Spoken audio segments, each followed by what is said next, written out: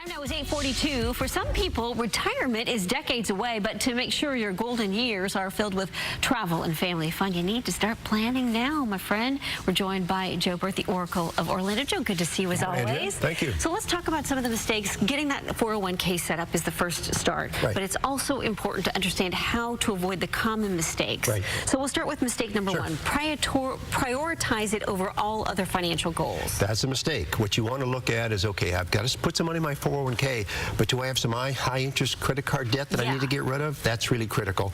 And you want to have 3 to 6 months living expenses set aside so you don't have to borrow money if you have that kind of problem. Once you get the debt gone, once you got an emergency fund, then focus on your 401k. Okay, so get those two set up before. Mistake number two, failing to sign up for automatic escalation. Many plans offer the ability to have an automatic increase, an annual increase in the amount you contribute. It's very painless. You don't even see it go up 1 or 2%. Before you know it, you're well on track. Not a bad idea. Okay, mistake number three, leaving money on the table. Well, this is where your employer might be matching. And so if you don't put any money in, you get no match. And that is really free money. In fact, in some cases, it might make sense, depending on your credit card debt situation, to at least put in what the match is. And in many cases, that's 100% on the first 3%. That's free money. Once you miss a year, it's gone. And that's good for tax deductions too, right? Well, what you put in, of course, is going to be tax deductible to you. And what the company puts in is not taxable to you. It's a great, great vehicle. That. Right. Another mistake, investing less than 10%. Well, what you want to try to do is get up to 15% of your income.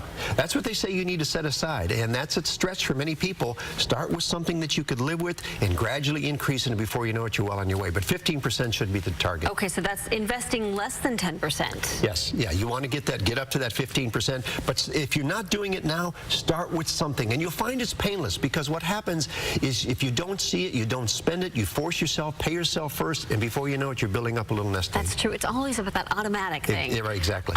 Assume you can use it penalty-free for a home. You can take $10,000 out of your 401k to buy a home. You have to pay taxes on it, but there is no 10% penalty.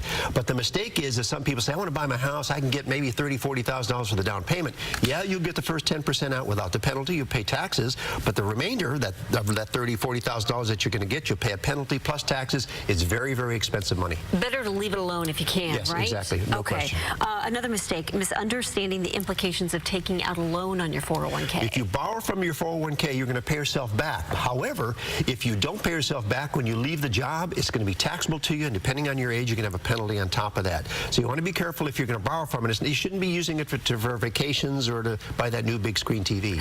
Or to pay off the credit cards, right? Exactly, yep. Really should. Okay, yep. Great advice, Joe. Where can people find you? Just Google me, 2 words, Joe Bert, B-E-R-T. Okay, Joe. Very Thanks, good. Andrea. All right, let's